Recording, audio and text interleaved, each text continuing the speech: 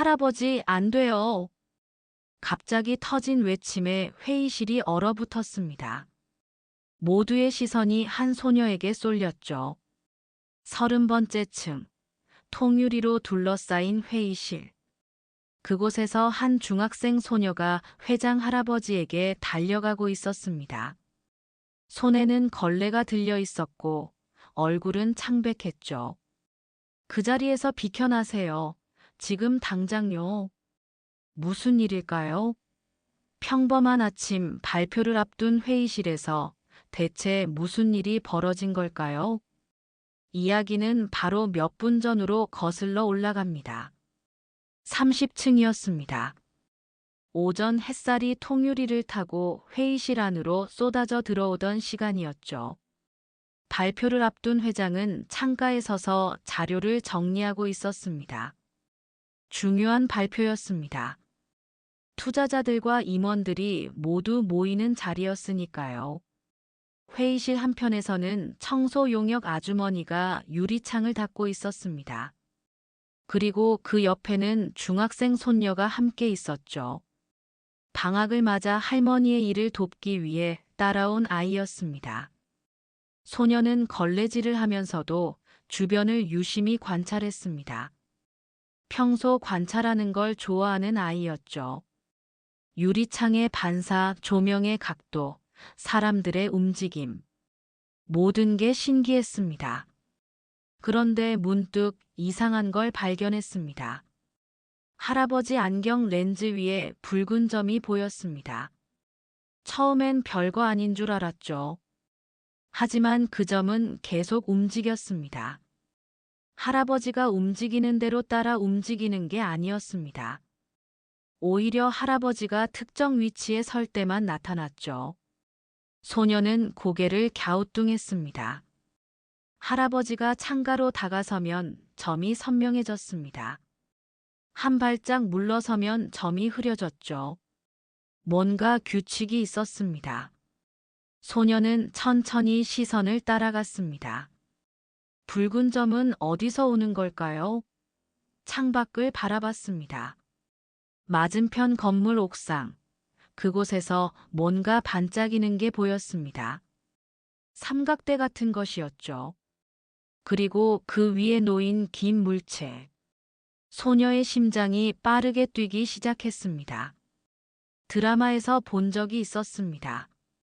저건 조준경이었습니다. 소녀는 재빨리 주변을 둘러봤습니다. 회의실 조명이 유난히 밝았습니다.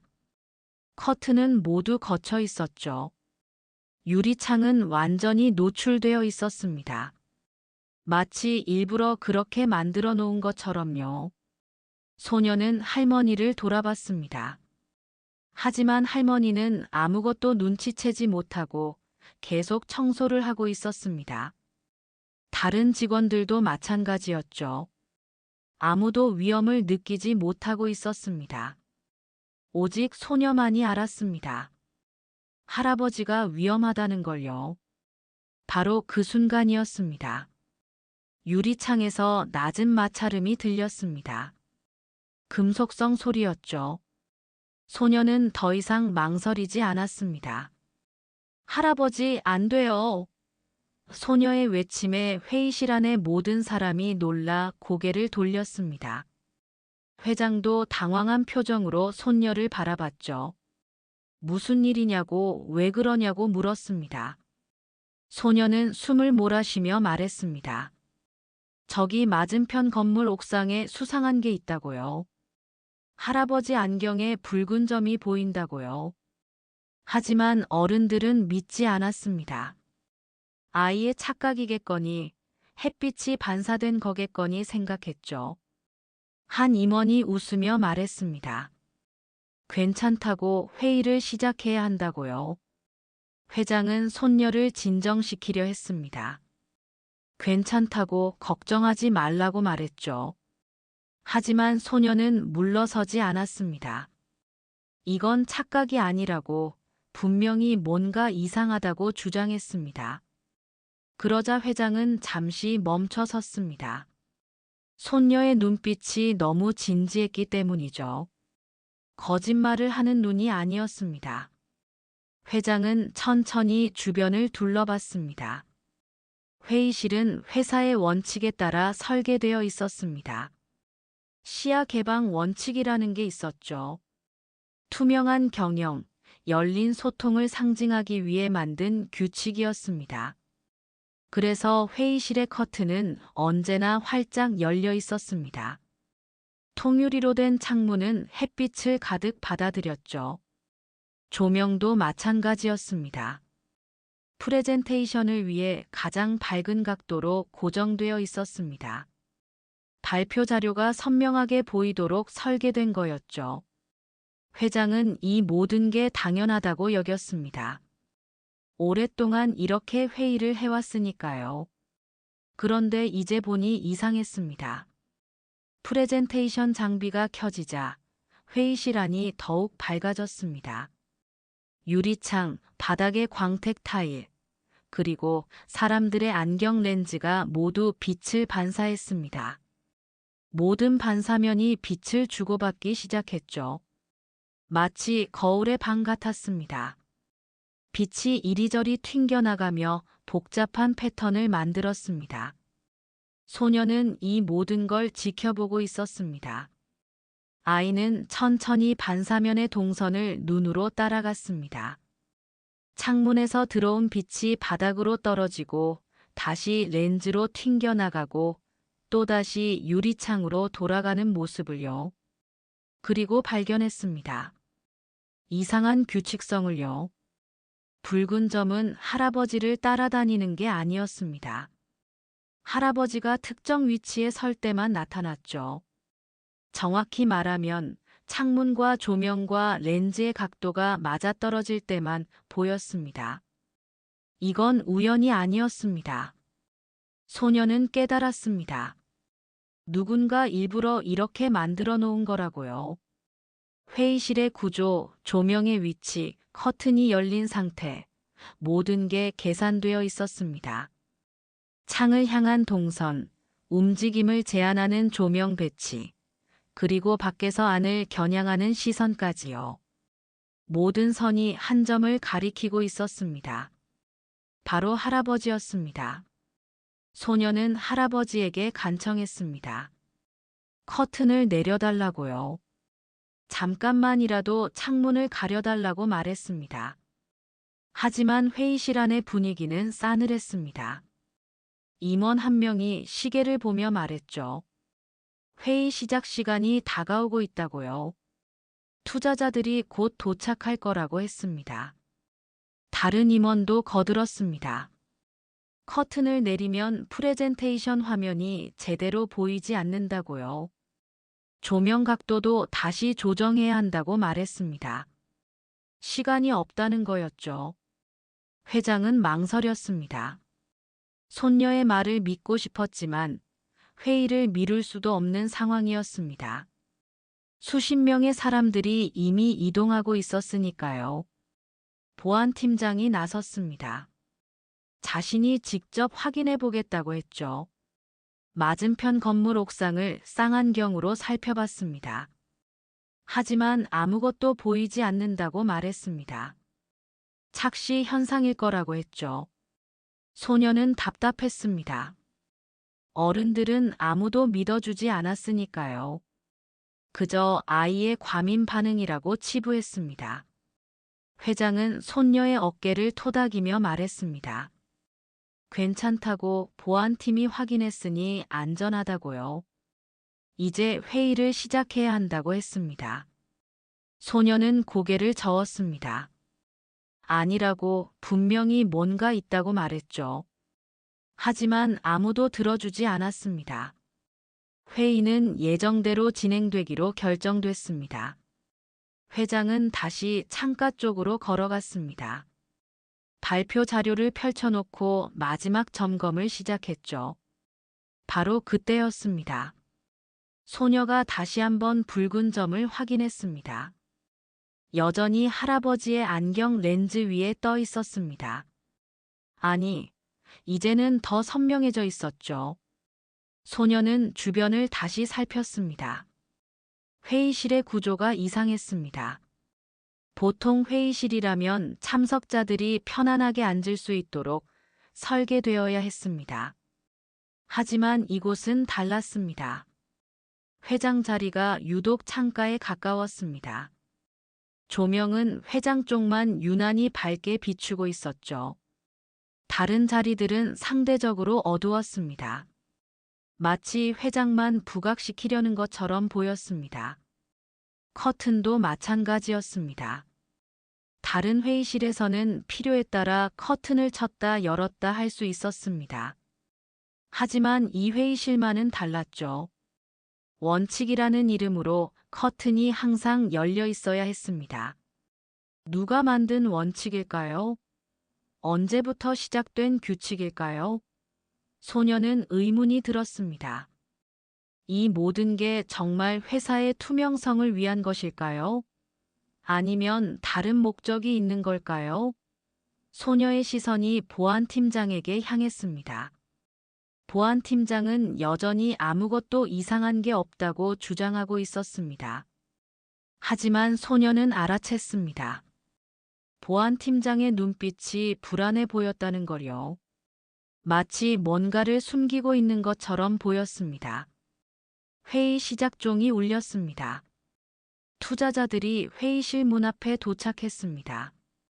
소녀는 포기하지 않았습니다. 증명할 방법을 찾아야 했죠. 아무도 믿어주지 않는다면 직접 보여줘야 했습니다. 소녀는 할아버지에게 다가갔습니다. 안경을 잠깐만 빌려달라고 했죠. 회장은 의아한 표정을 지었지만 손녀의 간절한 눈빛을 외면할 수 없었습니다. 안경을 벗어 손녀에게 건넸죠. 소녀는 안경을 받아들고 회의실 탁자 위에 조심스럽게 놓았습니다. 그리고 주변을 둘러봤습니다. 뭔가 필요했습니다. 빛을 반사시킬 수 있는 것, 그리고 표적이 될 수 있는 것이요. 소녀는 할머니의 청소 도구 가방을 뒤졌습니다. 흰색 걸레를 꺼냈죠. 펼쳐서 탁자 위에 깔았습니다. 그리고 자신의 휴대폰을 꺼냈습니다. 손전등 기능을 켰죠. 작은 빛이 어둠 속에서 반짝였습니다. 임원들은 이 광경을 어리둥절하게 지켜봤습니다. 대체 뭘 하려는 거냐고 물었죠. 소녀는 대답하지 않았습니다. 집중해야 했으니까요. 휴대폰 불빛을 안경 렌즈에 비췄습니다. 빛이 렌즈를 통과하며 굴절됐습니다. 흰 걸레 위에 빛의 형태가 나타났죠. 처음엔 작고 흐릿했습니다. 소녀는 각도를 조정했습니다. 휴대폰을 조금씩 움직이며 최적의 위치를 찾았죠. 그러자 놀라운 일이 벌어졌습니다. 렌즈를 통과한 빛이 흰 걸레 위에서 크고 선명한 타원형을 만들어냈습니다. 곡면 렌즈가 빛을 왜곡시킨 거였죠. 작은 빛 하나가 렌즈를 거치면서 훨씬 크고 뚜렷한 표적으로 변했습니다. 회의실 안의 사람들이 하나둘 다가왔습니다. 신기한 듯 그 광경을 바라봤죠. 소녀는 말했습니다. 보세요. 이게 바로 할아버지 안경에 나타난 붉은 점의 원리라고요. 밖에서 누군가 조준경으로 레이저를 쏘면 안경 렌즈가 그걸 증폭시키는 거라고 설명했습니다. 그래서 작은 레이저 포인트가 큰 표적으로 보이는 거라고요.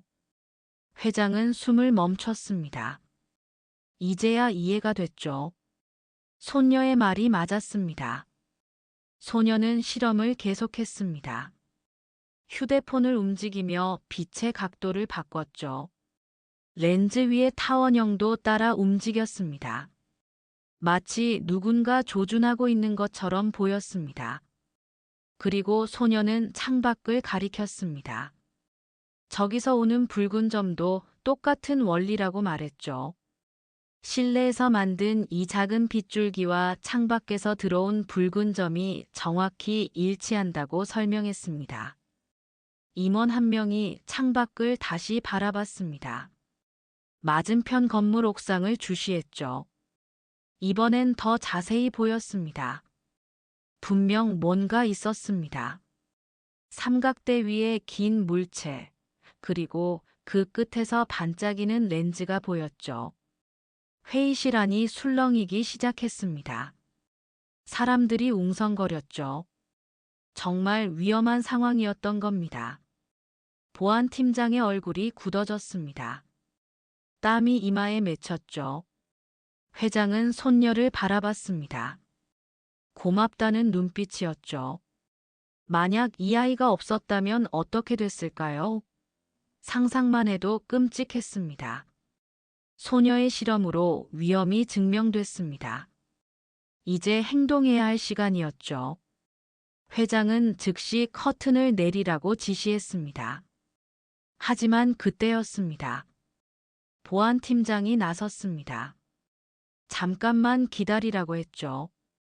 프로토콜을 따라야 한다고 말했습니다. 상부에 보고하고 절차를 밟아야 한다고 주장했습니다. 회장은 당황했습니다. 지금 그런 걸 따질 때냐고 물었죠. 하지만 보안팀장은 고집을 부렸습니다. 규정을 어기면 안 된다고 했습니다. 이상한 일이었습니다. 왜 위급한 상황에서 절차를 운운하는 걸까요? 소녀는 직감했습니다. 뭔가 잘못됐다고요. 그 사이 투자자들이 회의실 안으로 들어왔습니다. 예정된 시간이었으니까요. 사람들이 자리에 앉기 시작했습니다. 회의실이 분주해졌죠. 보안팀장은 회장에게 말했습니다. 이제 회의를 시작해야 한다고요. 손님들이 와 있으니 예의를 지켜야 한다고 했습니다. 회장은 고민에 빠졌습니다. 손녀의 경고와 회의 진행 사이에서 갈등했죠. 바로 그때였습니다. 프레젠테이션 장비의 조명이 다시 켜졌습니다. 누가 켠 걸까요? 회의실이 환하게 밝아졌습니다. 그 순간 붉은 점이 다시 나타났습니다. 이번엔 더 선명했습니다. 회장의 안경이 아니었습니다. 흰색 셔츠 위, 정확히 가슴 부분에 붉은 점이 고정됐죠. 소녀는 비명을 질렀습니다. 할아버지, 피하세요. 하지만 회장은 얼어붙었습니다. 공포에 질린 채 움직이지 못했죠. 유리창에서 소리가 들렸습니다. 낮고 예민한 금속성 마찰음이었습니다. 이번엔 더 가까웠습니다. 더 위협적이었죠. 마치 방아쇠를 당기기 직전 같았습니다. 소녀는 재빨리 움직였습니다. 탁자 위에 서류 뭉치를 들어올렸죠.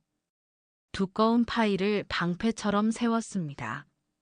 할아버지 앞을 가렸습니다. 다른 직원들도 정신을 차렸습니다. 의자를 들고 책상을 옮기며 즉석 차폐물을 만들었죠. 하지만 혼란스러웠습니다. 누군가는 자리를 지키라고 소리쳤습니다. 패닉에 빠지면 안 된다고 했죠. 또 누군가는 즉시 대피하라고 외쳤습니다. 회의실을 빠져나가야 산다고 말했습니다. 두 목소리가 충돌했습니다. 사람들은 어찌할 바를 몰랐죠. 회장은 창가에서 물러나려 했습니다. 한 발짝 옆으로 움직였죠. 하지만 놀라운 일이 벌어졌습니다. 붉은 점이 따라오지 않았습니다. 여전히 원래 자리에 고정되어 있었죠. 회장이 두 발짝 더 움직였습니다. 붉은 점은 움직이지 않았습니다. 소녀는 깨달았습니다. 표적은 사람을 추적하는 게 아니라는 걸요. 창문과 조명과 렌즈가 만드는 특정 지점, 바로 그 공간을 겨냥하고 있었던 겁니다. 회장이 그 자리에 서야만 조준이 완성되는 구조였죠.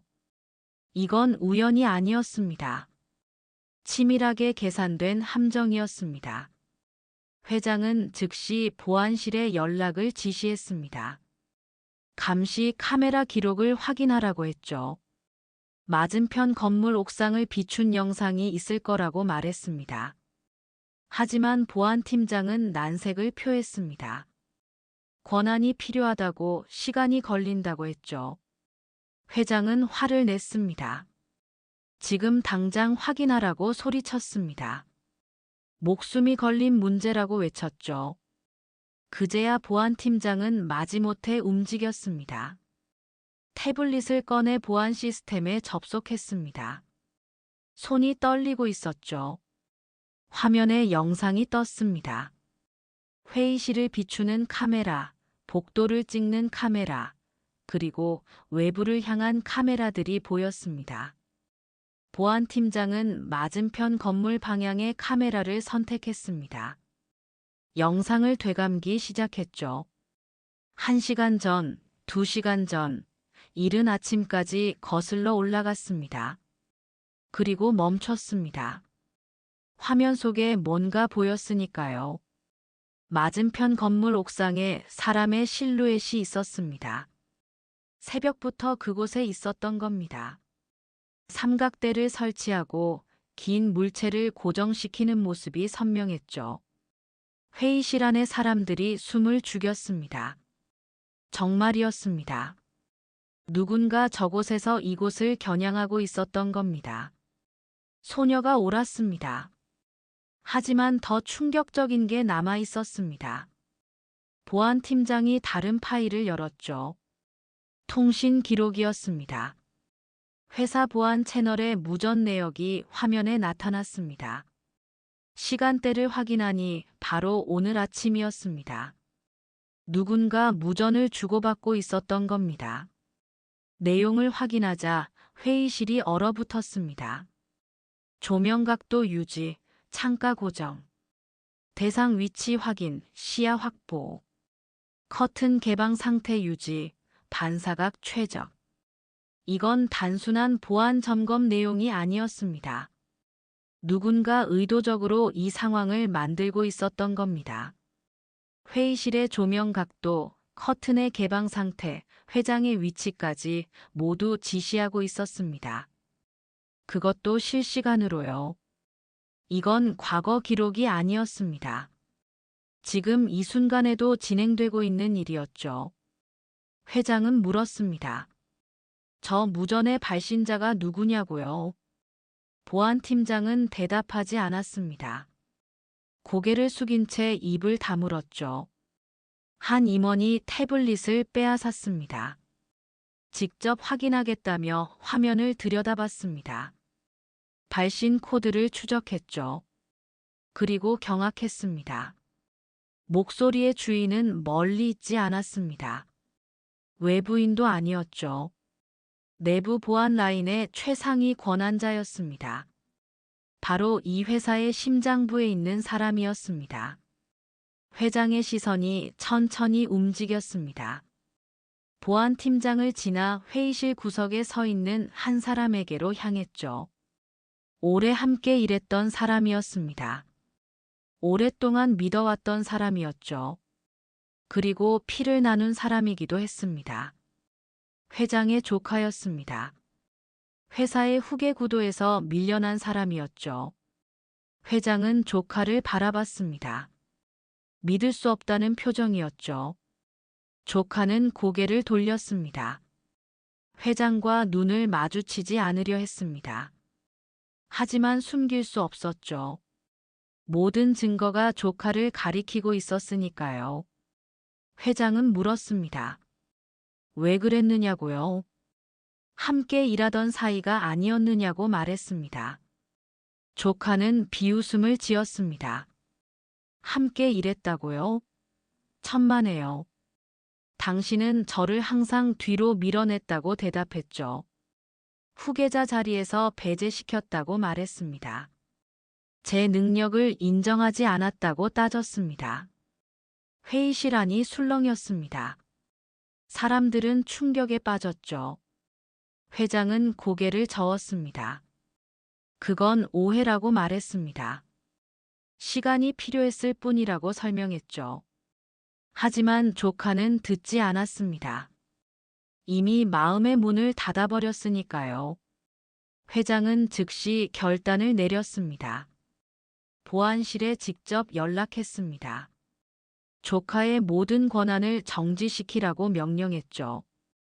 출입카드, 시스템 접근, 통신 권한까지 전부 차단하라고 지시했습니다. 동시에 경찰에 신고했습니다. 비상 상황이라고 알렸죠. 회의실 안에 비상벨이 울렸습니다. 건물 전체에 경보음이 퍼졌습니다. 모든 출입구가 봉쇄됐죠. 승강기가 멈췄습니다. 비상계단만 사용 가능한 상태가 됐습니다. 조카는 당황했습니다. 예상하지 못한 전개였으니까요. 재빨리 휴대폰을 꺼냈습니다. 옥상의 공모자에게 연락하려 했죠. 하지만 통신이 끊겨 있었습니다. 이미 모든 권한이 정지된 상태였습니다. 조카는 회의실 문을 향해 달려갔습니다. 도망치려 했죠. 하지만 문이 열리지 않았습니다. 출입 제어가 걸린 겁니다. 밖에서 안으로 들어올 수도, 안에서 밖으로 나갈 수도 없는 상태가 됐습니다. 조카는 문을 두드렸습니다. 소리를 질렀죠. 하지만 아무 소용 없었습니다. 한편 맞은편 건물 옥상에서도 움직임이 포착됐습니다. 경찰이 이미 출동한 상태였죠. 옥상으로 올라가는 계단이 봉쇄됐습니다. 헬리콥터가 상공을 선회했습니다. 확성기로 경고 방송이 나왔죠. 무기를 내려놓고 투항하라는 내용이었습니다. 옥상의 그림자가 흔들렸습니다. 도주를 시도했죠. 하지만 이미 늦었습니다. 사방이 포위된 상태였으니까요. 특공대가 옥상으로 진입했습니다. 삼각대가 쓰러졌습니다. 긴 물체가 바닥에 떨어졌죠. 손목에 수갑이 채워졌습니다. 저항할 틈도 없었습니다. 회의실에서도 상황이 정리됐습니다. 경찰이 도착했습니다. 조카를 연행해 갔죠. 조카는 끝까지 고개를 들지 못했습니다. 회장은 그 모습을 지켜봤습니다. 가슴이 아팠습니다. 하지만 어쩔 수 없었죠. 잘못은 바로 잡아야 했으니까요. 권력은 투명해 보입니다. 하지만 균열은 언제나 안쪽에서 시작됩니다. 장치가 멈추자 음모도 멈췄습니다. 사건이 지나갔습니다. 회의실은 다시 평온을 찾았죠. 하지만 예전과 같지는 않았습니다. 무언가 바뀌어 있었으니까요. 회장은 창가에 섰습니다. 이번엔 두렵지 않았습니다. 커튼이 쳐져 있었으니까요. 간단한 일이었습니다. 끈을 당기는 것만으로도 안전해질 수 있었죠. 왜 진작 이렇게 하지 않았을까요? 원칙이라는 이름에 갇혀 있었기 때문입니다. 투명성이라는 명분에 가려져 있었죠. 하지만 이제 알았습니다. 진짜 안전은 보이는 것에 있지 않다는 걸요. 닫을 수 있는 권리, 가릴 수 있는 선택권이 있어야 한다는 걸 깨달았습니다. 회장은 손녀를 바라봤습니다. 아이는 무릎에 밴드를 붙이고 있었습니다. 할머니를 도우려 뛰어다니다 다친 상처였죠. 작은 상처였지만 소중했습니다. 이 아이가 없었다면 어떻게 됐을까요? 회장은 상상하고 싶지 않았습니다. 손녀는 웃으며 말했습니다. 괜찮다고요. 할아버지가 무사해서 다행이라고 했죠. 회장은 아이의 머리를 쓰다듬었습니다. 고맙다고 말했습니다. 내가 우리 모두를 구했다고 전했죠. 소녀는 고개를 저었습니다. 자신은 그저 이상한 걸 발견했을 뿐이라고 말했습니다. 당연한 걸 말했을 뿐이라고 했죠. 회장은 웃었습니다. 바로 그게 중요하다고 말했습니다. 당연한 걸 당연하게 말할 수 있는 용기. 그게 세상을 바꾼다고 전했습니다.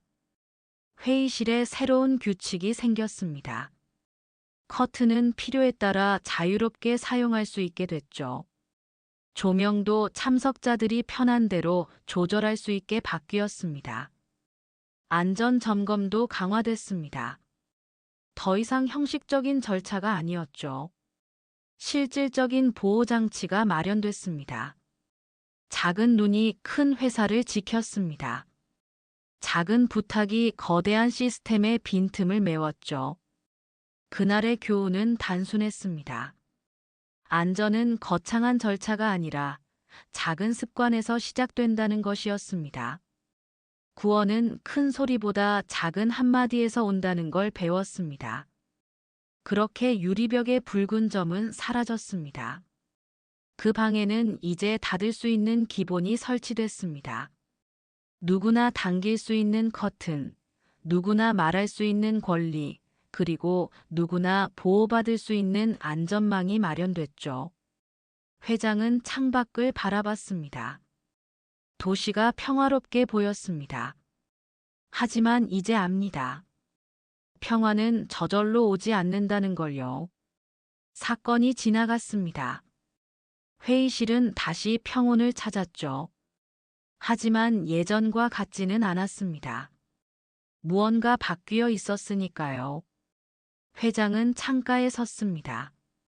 이번엔 두렵지 않았습니다. 커튼이 쳐져 있었으니까요. 간단한 일이었습니다. 끈을 당기는 것만으로도 안전해질 수 있었죠. 왜 진작 이렇게 하지 않았을까요? 원칙이라는 이름에 갇혀 있었기 때문입니다. 투명성이라는 명분에 가려져 있었죠. 하지만 이제 알았습니다. 진짜 안전은 보이는 것에 있지 않다는 걸요. 닫을 수 있는 권리, 가릴 수 있는 선택권이 있어야 한다는 걸 깨달았습니다. 회장은 손녀를 바라봤습니다. 아이는 무릎에 밴드를 붙이고 있었습니다. 할머니를 도우려 뛰어다니다 다친 상처였죠. 작은 상처였지만 소중했습니다. 이 아이가 없었다면 어떻게 됐을까요? 회장은 상상하고 싶지 않았습니다. 손녀는 웃으며 말했습니다. 괜찮다고요.